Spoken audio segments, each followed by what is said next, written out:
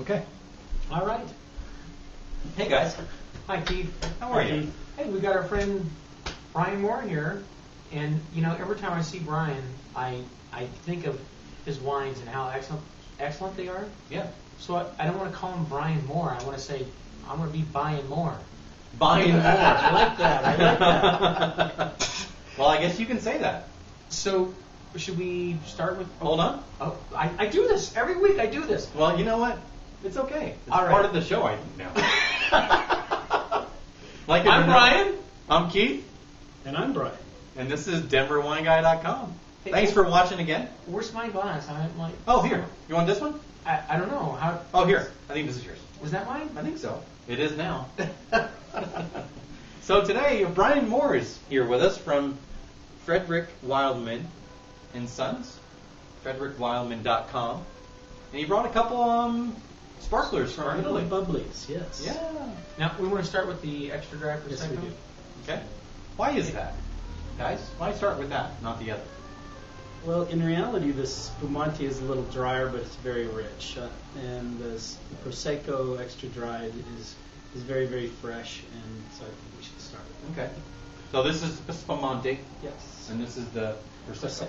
Well, you know what I think is interesting too, and Brian, you know, jump in anytime to give us any advice or you know, more information on this. But I think it's interesting when you look at even the French, when they do sparkling wines, they always view their rosés as the best that they produce, or their top of their line.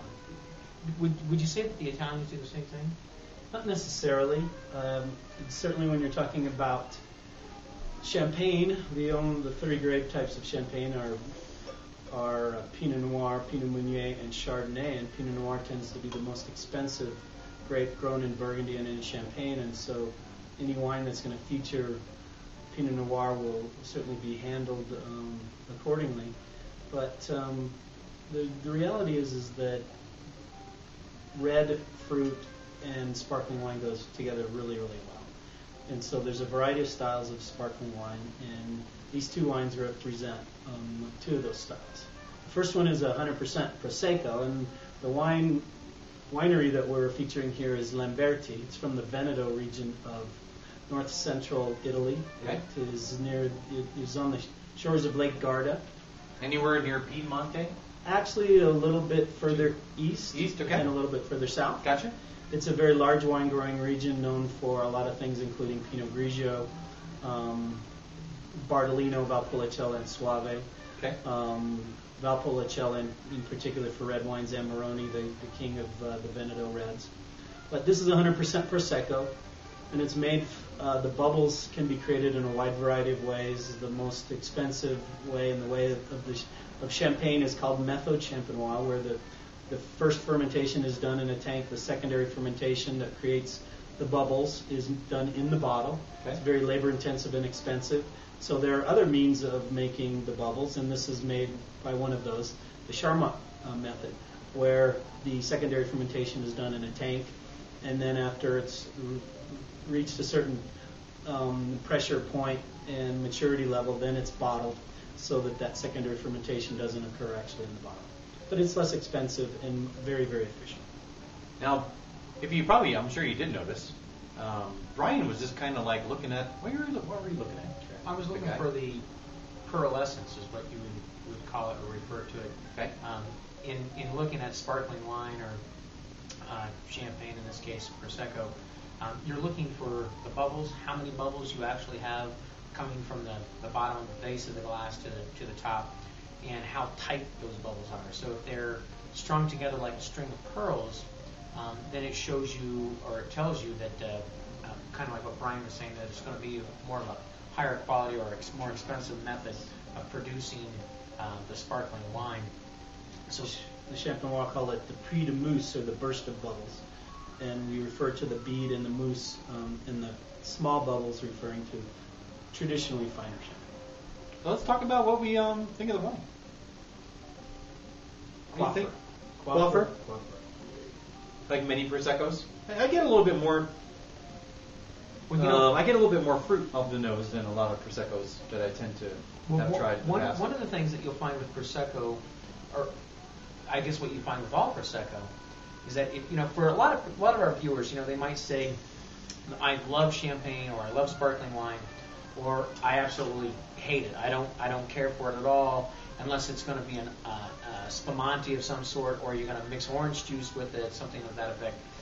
For those people who don't like sparkling wine, I really advise that you try Prosecco. I mean, Prosecco is a great alternative to typical champagne because they don't use the Epernay yeast that's typically found in making sparkling wines. And that Epernay yeast gives you that doughy biscuit type characteristic that we don't find in here. Like you said, you notice that more of the fruit is more prevalent in the wine than that biscuit characteristic. Mm-hmm. And by tasting this, real quick there, it definitely on the nose I get more fruit, but on the palate I get almost less fruit, and I almost get some minerality to it, which I love. I think right off the bat I like this a lot, just because it's unlike most of the Proseccos out there that I've tasted. It's not so much as a quaffer as what I've had with Proseccos in the past. So I think right off the bat it's well made. I really like it, but before I make my comment on this, Brian, how much does this retail for? Both the sparkling wines would retail under 15. Okay. Which is nice. It is. One of the things because the price is something that we all can afford. But one thing I really like about this particular Prosecco, you guys keep telling me that I'm wrong if you don't agree with this. We will. I'm sure you will. Where's those boxing gloves? We need to have a set of boxing gloves, I'm telling you. I like that idea. Especially if this were just a bit colder, I would find that this is one of those Proseccos or sparkling that when it's in your mouth, it foams up. Mm-hmm. You sip it, and as it goes back on the back of your palate, it dissipates really quickly, and it's almost like it's very interesting, and it's kind of odd to explain this to people. It's almost like air.